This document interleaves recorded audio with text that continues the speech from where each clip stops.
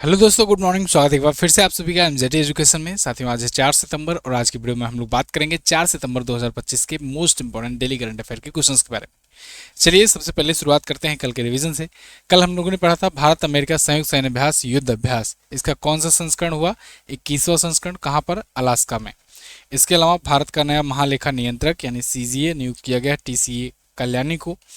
और महिला सुरक्षा सूचकांक 2025 के अनुसार भारत का कोहिमा शहर जो है ये सबसे सुरक्षित शहर बताया गया है। इसके अलावा डच ग्रां प्री को जीत लिया है ऑस्कर पियास्त्री ने। एनसीईआरटी ने अपना 65वां स्थापना दिवस मनाया है। इसके अलावा भारतीय सेना ने 5 ऐसे भैरव कमांडो बटालियन का गठन किया है जो स्पेशल फोर्सेस होंगी। भारत की 25वीं राष्ट्रमंडल भारोत्तोलन चैंपियनशिप में 13 मेडल आए हैं और भारत रहा है टॉप पर। 13 मेडल में 4 गोल्ड है, 6 सिल्वर है और 1 ब्रॉन्ज मेडल है। इसके अलावा ब्रिटिश संग्रहालय ने 2027 में असम राज्य को 16वीं शताब्दी का वृंदावनी वस्त्र उधार देने की घोषणा की है। राष्ट्रपति द्रौपदी मुर्मू जी ने जस्टिस अरुण कुमार को इलाहाबाद हाईकोर्ट में अस्थायी न्यायाधीश नियुक्त किया है। इसके अलावा क्रिकेटर मिचेल स्टार्क जो कि ऑस्ट्रेलिया के हैं, ये टी20 क्रिकेट से संन्यास लिए हैं।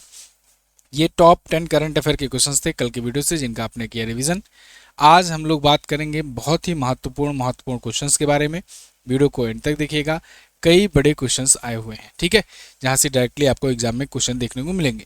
जो भी क्वेश्चन होते हैं, जो भी यहाँ पर वीडियो बनती है, उसकी पीडीएफ आपको एमजेटी ऐप पर दे दी जाती है फ्री में और आपको टेलीग्राम पर भी दे दी जाती है। एमजेटी ऐप और टेलीग्राम ऐप से जुड़ने के लिए आप लिंक डिस्क्रिप्शन में दिया गया है, उसको चेक कीजिए। पीडीएफ आपको रोजाना रात को 9 बजे दे दिया जाता है, ठीक है, 9 PM पर। तो आप टेलीग्राम ग्रुप को ज्वाइन कीजिए और वहीं से पीडीएफ डाउनलोड कर दीजिए। पहला क्वेश्चन देखते हैं। 3 सितंबर 2025 को केंद्र सरकार ने जीएसटी के किस टैक्स स्लैब को समाप्त करने की घोषणा की है? तो कल देर रात तक एक बड़ा डिसीजन आया केंद्र सरकार का कि जीएसटी के 2 टैक्स स्लैब खत्म किए जाएंगे। कौन कौन से? 12% और 28%। अब से केवल 2 टैक्स स्लैब ही काम में आएंगे, यानी कि 5% और 18% ही रहेगा। और ये दोनों टैक्स स्लैब खत्म कर दिया गया है। मैं यहाँ लिख दे रहा हूँ, इसे खत्म कर दिया गया है, ठीक है। अब केवल 2 ही टैक्स स्लैब रहेंगे। आप जानते हो जीएसटी में टोटल 4 या कहें 5 टैक्स स्लैब होते हैं।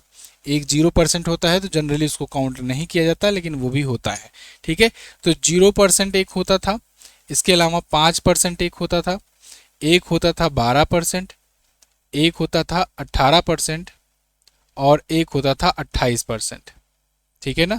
तो केंद्र सरकार ने कल क्या फैसला लिया है कि इनमें से ये 12% वाला और 28% वाला ये नहीं होगा, ये बंद कर दिया गया, हटा दिया गया है टैक्स स्लैब। अब केवल 0%, 5% और 18% ही जीएसटी स्लैब रहेंगे। क्लियर है बिल्कुल, इसमें कोई कन्फ्यूजन नहीं होना चाहिए। कल देर रात को मैंने 12 बजे आपको ये वीडियो दी, जैसे ही न्यूज़ आया उसके बाद आधे घंटे 1 घंटे में आपके पास ये वीडियो आ गई थी।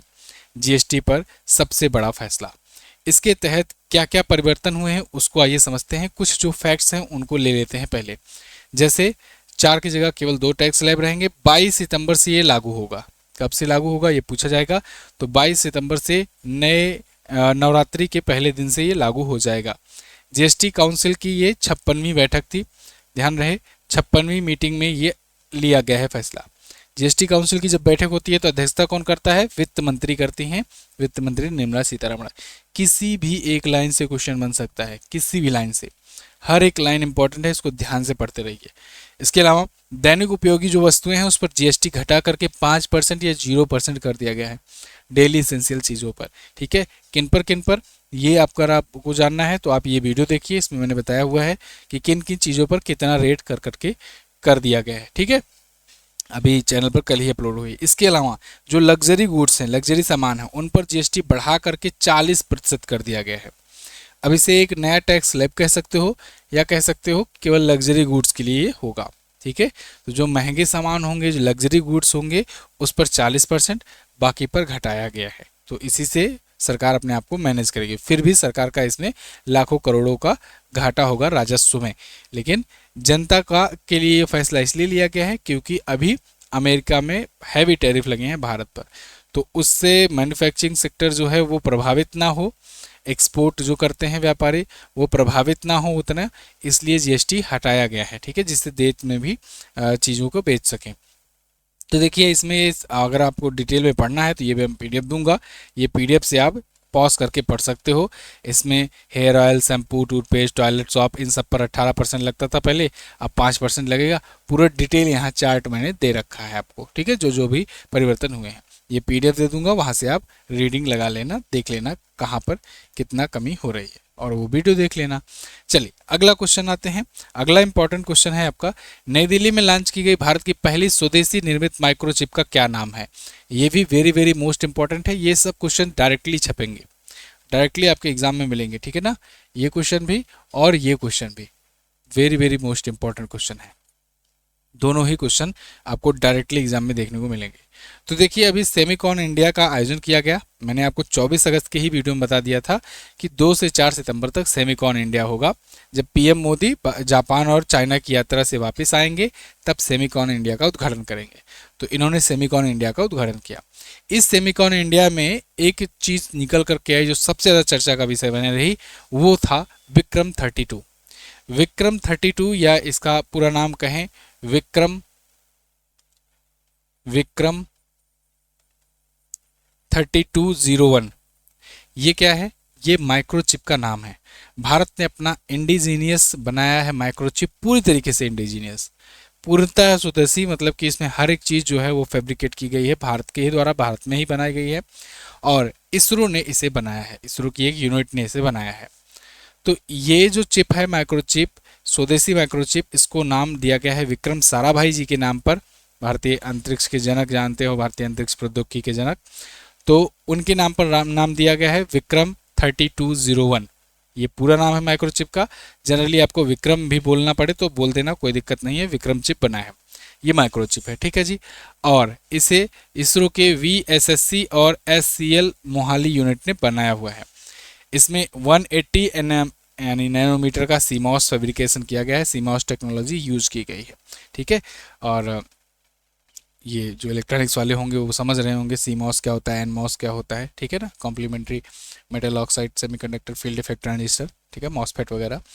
तो केंद्रीय मंत्री अश्विनी वैष्णव जी ने पीएम मोदी को 2 सितंबर को ये सेमिकॉन इंडिया इसको प्रस्तुत किया और ये चिप इन्होंने समर्पित किया इनको। तो 2021 में भारत सरकार ने इंडिया सेमीकंडक्टर मिशन शुरू किया था। ये क्वेश्चन रिलेटेड वाला है और ये पूछा जाएगा आपसे कि भारत ने अभी हाल ही में विक्रम चिप लॉन्च किया है। भारत ने इसको इंडिया सेमीकंडक्टर मिशन के तहत लॉन्च किया। इसके बाद अगला स्टेटमेंट दे देगा कि इंडिया सेमीकंडक्टर मिशन कब शुरू किया गया था, या 2021 में शुरू किया गया था, ये सही है कि नहीं। ठीक है, तो जनरल स्टेटमेंट वाले क्वेश्चन में ऐसे आपको सब देखने को मिल जाएंगे, इसीलिए आपको हर एक लाइन देखना है। ठीक है, और कितने बिट का है, तो ये 32 बिट का माइक्रो प्रोसेसर है, 32 बिट का। ओके चलिए, और ये यूज कहाँ होगा, इसरो अपने सैटेलाइट मिशन वगैरह में, अंतरिक्ष मिशन में, स्पेस मिशन में इसका यूज करेगा। इसके अलावा ऐसे ही डिटेल करंट अफेयर पढ़ने के लिए आप हमारी ई बुक ले सकते हो। पूरे मंथ का एक बार ई बुक आता है, पूरे मंथ का करंट अफेयर इसमें समाहित होता है। चैप्टर वाइज कंटेंट होता है, 350 प्लस क्वेश्चंस होते हैं। इसके अलावा स्टैटिक जानकारियां भी होती हैं, जैसे राज्य के रिलेटेड स्टैटिक जानकारियां, कौन क्या है, किस पद पर कौन है और कहाँ कहाँ पर क्या क्या चीज़ें हैं, इसको लेकर के एक अलग सा सेक्टर बनाया, सेगमेंट बनाया गया रहता है इसमें ई बुक में, तो वो सब भी रहता है। और करंट अफेयर के 350 प्लस क्वेश्चन प्रश्नोत्तर माध्यम में डिटेल एक्सप्लेनेशन के साथ तो रहते ही हैं। अब ये सारी चीज़ें चैप्टर वाइज रखा रहता है, तो चैप्टर वाइज डिटेल एक्सप्लेनेशन रहता है, तो आपको पढ़ने में बड़ी आसानी हो जाती है कि एक चैप्टर का टारगेट बनाओ, 1-2 दिन में उसको चैप्टर को कंप्लीट कर लो। तो हिंदी और इंग्लिश दोनों लैंग्वेज में अवेलेबल होती है। हर महीने की ई बुक आती है। ये ई बुक आपको MZT ऐप पर दी जाती है।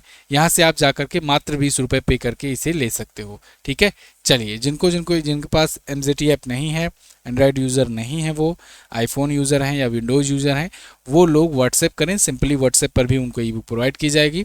व्हाट्सएप का नंबर डिस्क्रिप्शन में दिया गया है। अगला, अगस्त 2026 में कहां पर बैडमिंटन विश्व चैंपियनशिप का आयोजन किया जाएगा। तो अगस्त 2026 में बैडमिंटन विश्व चैंपियनशिप का आयोजन नई दिल्ली में किया जाएगा, यानी भारत इसकी मेजबानी करेगा। साथियों, भारत कई सालों के बाद इसका आयोजन करने जा रहा है, लगभग 17 साल के बाद। पिछला संस्करण 2009 में हम लोगों ने होस्ट किया था हैदराबाद में, और अब 2026 में करने जा रहे हैं 17 साल के बाद। अभी 1 सितंबर को पेरिस में आयोजित हुआ 2025 का चैंपियनशिप, उसी के समापन समारोह के दौरान ये अनाउंसमेंट किया गया कि अगली बार वाला नई दिल्ली में होगा। ठीक है, तो ये अगस्त 2026 में होगा, बैडमिंटन विश्व चैंपियनशिप 2026। किसके द्वारा? बैडमिंटन वर्ल्ड फेडरेशन के द्वारा। अच्छा, अभी 2018 में लास्ट बार एशिया में हुआ था। एशिया में अगर देखा जाए तो लास्ट एशिया का संस्करण चीन के नानजिंग में हुआ था 2018 में। उसके बाद से एशिया में हुआ भी नहीं। अभी पेरिस में हुआ, पेरिस आप जानते हो यूरोप में पड़ता है। अब अगला बार एशिया में भारत में ही होना है। अगला, भारत और किस देश के बीच अभ्यास मैत्री आयोजित हुआ? अभ्यास मैत्री, अभ्यास मैत्री साथियों भारत और थाईलैंड के बीच होता है। ध्यान रहे, अभ्यास मैत्री जो होता है भारत थाईलैंड के बीच। इसके अलावा मित्र शक्ति, मित्र शक्ति जो होता है ये होता है भारत श्रीलंका के बीच, श्रीलंका के बीच। ठीक है, और केवल शक्ति अगर पूछ लिया जाए, केवल शक्ति अगर पूछ लिया जाए तो ये होता है फ्रांस के बीच, भारत और फ्रांस के बीच। और यहीं से शक्ति से अगर गरुड़ शक्ति उठा लो, गरुड़ शक्ति, तो ये भारत और इंडोनेशिया के बीच होता है, इंडोनेशिया के बीच होता है। ठीक है, और वहीं जैसे कि मैंने आपको बताया मैत्री अगर पूछा जाए तो आप भारत और थाईलैंड बताना। ठीक है, थाईलैंड बताना। ये छोटी छोटी मगर मोटी बातें हैं, इसको आप याद रखोगे तो कन्फ्यूजन नहीं रहेगा। ओके, अगला, तो ये भारत और थाईलैंड के बीच में अभी उमरेई मेघालय में, मेघालय के उमरेई में आयोजित हो रहा है। 1 से 14 सितंबर तक चलेगा। 14वां संस्करण है। शुरुआत इसकी 2006 में हुई थी, इस बार इसका 14वां संस्करण है। क्लियर? तो रॉयल थाई आर्मी और भारतीय सेना इसमें हिस्सा लेने वाली है। अगला, ये कुछ और एक्सरसाइजेज हैं जो पिछले दिनों में हुए थे। जैसे अभी युद्ध अभ्यास के बारे में कल हम लोगों ने चर्चा किया था, भारत अमेरिका के बीच अलास्का में हो रहा है। युद्ध कौशल 3.0 भारतीय सेना ने किया। बोल्ड कुरुक्षेत्र भारत सिंगापुर के बीच में। SIMBEX Bharat Singapore. PASSEX Bharat Greece. Shakti सैन्य अभ्यास Bharat France. Nomadic Elephant Bharat Mongolia. Golden Dragon चीन कंबोडिया। और तीसरा प्रहार भारतीय सेना ने। ये लगभग पिछले कुछ दिनों से रोज मैं रिवाइज करा रहा हूँ, क्योंकि रोज क्वेश्चन से रिलेटेड आ रहा है। तो आप रोज रिवीजन करते रहिए, जिससे आपका बार बार रिपीट होता रहे और माइंड में बिल्कुल याद हो जाए। किस राज्य में बथुकम्मा उत्सव मनाया गया? बथुकम्मा उत्सव बहुत ही फेमस महोत्सव होता है और इस बार इसको इंटरनेशनल लेवल तक ले जाने की भी कोशिश है। तेलंगाना गवर्नमेंट इसका आयोजन कर रही है। तेलंगाना में बथुकम्मा उत्सव मनाया जाता है। इस बार ये ब्राजील के रियो थीम पर, रियो कार्निवाल थीम पर है और इसलिए इसका उद्देश्य यही है कि इंटरनेशनल जो पर्यटक है इनको अट्रैक्ट किया जाए, इसलिए इसको इस बार इंटरनेशनल लेवल पर ले जाने की तैयारी है बथुकम्मा उत्सव की। कब से आयोजित होगा? तो ये शुरू होगा 21 तारीख से, इस महीने की 21 सितंबर से, यानी नवरात्रि के एक दिन पहले से शुरू होगा। तो महिलाओं की ये सबसे बड़ी सभा का गिनीज वर्ल्ड रिकॉर्ड भी बनाने जा रहा है। अगर गिनीज वर्ल्ड रिकॉर्ड बनता है तो 22 सितंबर वाले करंट अफेयर में मैं आपको कवर करा दूंगा। ठीक है, तो ये सबसे बड़ी महिलाओं की गैदरिंग होने वाली है। तो देवी गौरी को ये समर्पित है बथुकम्मा उत्सव, ये ध्यान देना। और कहाँ पर होता है? तो वारंगल के हजार स्तंभ मंदिर में ये होता है। ठीक है, अगला, कुछ और पर्व और मेले महोत्सव हैं। जैसे महागौरा पर्व अभी काठमांडू नेपाल में हुआ। नुआखाई त्यौहार ओडिशा में। गौरी महोत्सव राजस्थान में। तमिलनाडु में आषाढ़ी तिरुवथिरु। लेह में एस्ट्रो टूरिज्म। बोनालू उत्सव तेलंगाना में। असम में अंबुबाची मेला कामाख्या मंदिर। नजर टाडी महोत्सव केरल में। और मणिपुर में सिरुई लिली हुआ था। अगला, निम्न में से किस शहर में महिलाओं की वित्तीय साक्षरता को बढ़ावा देने के लिए निवेशक दीदी का दूसरा चरण शुरू किया गया? निवेशक दीदी का दूसरा चरण। तो देखिए, वित्तीय सहायता, वित्तीय साक्षरता महिलाओं में बढ़ाना जरूरी है। बहुत सारे दूर दराज के देश गाँवों में महिलाओं को वित्तीय साक्षरता नहीं है, फाइनेंशियल मैनेजमेंट नहीं है, जिस वजह से अगर ज़्यादा खर्च करती है महिलाएं तो फिर समझ लो पति कितना भी कमाए कुछ बचेगा ही नहीं, है ना। तो महिलाओं में इसलिए वित्तीय साक्षरता जरूरी है। तो हैदराबाद में इसे शुरू किया गया है वित्तीय साक्षरता को बढ़ाने के लिए। एक अगला चरण है, मतलब एक चरण इसका कंप्लीट हो चुका है। तो इसमें क्या होगा? ऑल विमेन होगा, यानी महिलाओं के लिए, महिलाओं के द्वारा। तो महिलाएं जा करके महिलाओं के बीच फाइनेंशियल लिटरेसी को बढ़ावा देंगी, साक्षरता जिसे कहते हैं, वित्तीय साक्षरता, ठीक है। तो फाइनेंशियल लिटरेसी को बढ़ावा देने के लिए जैसे कि कैसे खर्च करना चाहिए, कैसे साइड इनकम बनानी चाहिए, कैसे सेविंग करनी चाहिए, ये सब चीज़ें बताई जाएगी। तो ये दूसरा चरण है, 1 सितंबर 2025 से जो शुरू हुआ है। पहला चरण 2023 में हुआ था हैदराबाद में, ठीक है। हैदराबाद तेलंगाना की राजधानी है। अगला तेलंगाना के बारे में जान लो। तेलंगाना अगर आप देखोगे तो मैप में यहाँ पर दिख जाएगा तेलंगाना। ये 2 जून 2014 को अलग हुआ था आंध्र प्रदेश से। रेवंत रेड्डी कांग्रेस पार्टी से यहाँ के सीएम हैं। और अभी एक रिपोर्ट आई थी, एडीआर की रिपोर्ट आई थी, उसमें सबसे अमीर मुख्यमंत्री और सबसे क्रिमिनल रिकॉर्ड वाले मुख्यमंत्री की लिस्ट आई थी। तो उसमें सबसे अमीर मुख्यमंत्री तो इनके ही पड़ोस यानी आंध्र प्रदेश के सीएम चंद्रबाबू नायडू सबसे ज़्यादा अमीर मुख्यमंत्री हैं। और सबसे ज़्यादा क्रिमिनल रिकॉर्ड वाले मुख्यमंत्री रेवंत रेड्डी थे, जिनके ऊपर सबसे ज़्यादा क्रिमिनल केसेस हैं। जिष्णुदेव वर्मा जो हैं यहाँ के गवर्नर हैं। हुसैन सागर, निज़ाम सागर, भद्रकाली झील यहाँ पर झीलें हैं। Shri slam tiger reserve, Kanwal वन्यजीव अभयारण्य है। लोकसभा में 17 सीट यहाँ से जाती है, राज्यसभा में 7 सीट जाती है, विधानसभा में 119 सीटें हैं यहाँ की और 33 टोटल जिले हैं। अगला, आईसीसी ने महिला विश्व कप 2025 के विजेताओं के लिए कितने डॉलर के पुरस्कार राशि की घोषणा की है? आईसीसी ने इस बार पिटारा खोल दिया है भाई। आईसीसी ने महिला विश्व कप 2025 के विजेताओं के लिए 4.48 मिलियन यूएस डॉलर की पुरस्कार की घोषणा विजेताओं के लिए की है। ओवरऑल ये 13 मिलियन से ज़्यादा खर्च करने वाला है। इस बार का जो आईसीसी का वर्ल्ड कप होगा, विमेंस का, महिलाओं वाला वर्ल्ड कप 2025 का, उसमें देखिए टोटल प्राइज मनी रखी गई है आपकी 13.88 मिलियन डॉलर। 297% की ग्रोथ है, लगभग 3 गुना बढ़ा दिया गया है टोटल ओवरऑल प्राइज मनी। इसमें विजेताओं को मिलेंगे 4.48 मिलियन यूएस डॉलर, 239% की इसमें भी वृद्धि हुई है, यानी लगभग 2.5 गुना बढ़ाया गया। उप विजेता जो रनर अप होती है उसको 2.24 मिलियन डॉलर यानी 273% की ग्रोथ दी गई है। इसके अलावा सेमीफाइनलिस्ट जो होंगे उनको 1.12 मिलियन डॉलर और जो ग्रुप स्टेज के मैचेस जीतेंगे उनको 34,314 डॉलर मिलेगा, मतलब पाकिस्तान वगैरह की बात हो रही है। इसके अलावा 5वें 6वें पर जो फिनिश करेगा उसे 7 लाख डॉलर। इसके अलावा देखिए 7-8 पर मतलब पूरा दिया गया है टोटल कितना खर्च किया जाएगा। तो मोटा मोटा आपको विजेता, उपविजेता और टोटल प्राइज मनी को ही ध्यान रखना है। सेम चीज़ वही यहाँ पर ये आईसीसी के द्वारा आयोजन कराया जाएगा। आईसीसी 1909 में स्थापना हुई थी, दुबई में हेडक्वार्टर है। इसके सीईओ हैं जैसा, इसके अध्यक्ष हैं जैसा, सीईओ हैं संजय गुप्ता, ठीक है, दोनों ही भारतीय हैं।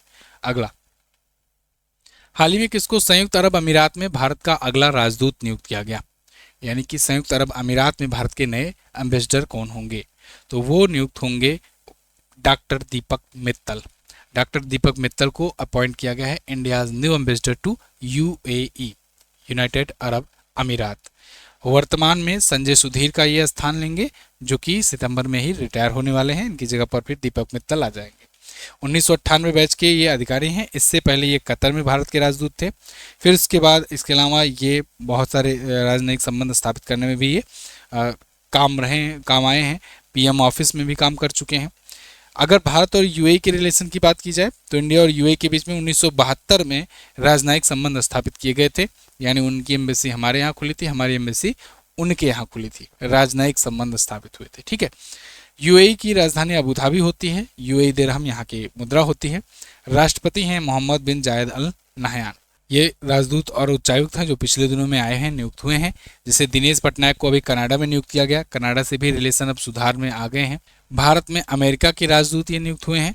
जतेंद्र पाल सिंह इजराइल में भारत के राजदूत, दिनेश भाटिया ब्राजील में भारत के राजदूत, जी बाल सुब्रमण्यम मालदीव में भारत के राजदूत, अनुराग श्रीवास्तव मॉरिशस में भारत के राजदूत, नीना बालहोत्रा स्वीडन में भारत की राजदूत और एसाथ अजीमा भारत में मालदीव की राजदूत नियुक्त की गई हैं। अगला, भारत ने वर्ष 2025-26 के लिए अफगान छात्रों को कितनी ई स्कॉलरशिप देने की घोषणा की है? तो भारत ने सहायता दिखाते हुए पड़ोसी को साक्षर करने के लिए यहाँ पर अफगान छात्रों को 1000 अफगान छात्रों को ई स्कॉलरशिप देने की घोषणा की है। ई स्कॉलरशिप मतलब कि उनको ऑनलाइन ही यहाँ आना नहीं पड़ेगा, ऑनलाइन ही उनको स्कॉलरशिप व्यवस्था प्रोवाइड करेगी। साथ ही साथ यूनिवर्सिटीज़ में एडमिशन वगैरह कराएगी कि ऑनलाइन अगर आप पढ़ना चाहते हो तो ऑनलाइन ही पढ़ो, यहाँ ना आओ, नहीं तो पढ़ने के बहाने कुछ और करने लगते हो तुम लोग, है ना, आ करके यहाँ धमाका वमाका कर दोगे। अफगान छात्रों को 1000 स्कॉलरशिप देने की घोषणा की गई है, ठीक है, 2025-26 के लिए। तो अफगान नागरिक प्रतिष्ठित भारतीय विश्वविद्यालयों से स्नातक और परास्नातक कर सकेंगे, यानी कि ग्रेजुएशन और पोस्ट ग्रेजुएशन की डिग्री ले सकेंगे, और पाठ्यक्रम ऑनलाइन माध्यम से ही होगा, ठीक है। और ये कदम भारत की शिक्षा क्षमता निर्माण और अफगानिस्तान के साथ जन से जन संबंधों को मजबूत करने के लिए प्रतिबद्धता को दर्शाता है। भारत में बहुत सारे पड़ोसी देशों के नागरिक या स्टूडेंट्स आते हैं पढ़ने के लिए, चाहे बांग्लादेश हो, नेपाल हो, चाहे आपका श्रीलंका हो, चाहे आपका ये अफगानिस्तान हो, ठीक है। चलिए, तो ये थे साथियों टॉप 9 करंट अफेयर के क्वेश्चन आज के दिन से। आई होप आपको वीडियो पसंद आई होगी, काफ़ी अच्छे क्वेश्चन, इंपॉर्टेंट क्वेश्चन थे आज की वीडियो से, तो आप इसको की डिटेल से नोट डाउन भी कर लेना, यहाँ से क्वेश्चन जरूर पूछा जाएगा। इसके अलावा अगस्त मंथ की ई बुक आ चुकी है, इस ई बुक को आप MJT ऐप से प्राप्त कर सकते हो। वहाँ पर नहीं मिल रही है, कोई दिक्कत आ रही है, लॉगिन नहीं हो रहा है, लॉगिन नहीं हो रहा तो click on login Google, login with Google पर क्लिक करोगे तो लॉगिन हो जाएगा। इसके अलावा MJT टेलीग्राम पर भी आप मैसेज कर सकते हो, PDF भी आपको यहीं पर मिलेगी, और 9 बजे रोजाना डेली करंट अफेयर की PDF आपको दे दी जाती है रात को, तो वहाँ से डाउनलोड कर सकते हो। लास्ट डे के क्वेश्चंस की बात करें, कल मैंने पूछा था 67वां रमन मैग्सेसे पुरस्कार 7 नवंबर 2025 को कहाँ आयोजित किया जाएगा, तो ये मनीला फिलीपींस में होगा, ठीक है। AI जनजातीय अनुवादक आदिवाणी निम्न से किस जनजातीय भाषा का समर्थन नहीं करती, तो दफला का समर्थन नहीं करती है, अभी 3-4 लैंग्वेज में शुरू की गई है। आज आपको क्या बताना है, NCERT की स्थापना कब हुई थी, बताइए, बहुत इंपॉर्टेंट क्वेश्चन है। भारत के प्रसिद्ध भोरताल नृत्य का संबंध किस राज्य से है, भोरताल नृत्य, स्टैटिक जानकारी है, बताइएगा कमेंट करके। थैंक यू सो मच यहाँ तक वीडियो देखने के लिए, इसको लाइक और शेयर कीजिए। मिलते हैं अगली वीडियो में, तब तक के लिए नमस्कार, जय हिंद, वंदे मातरम।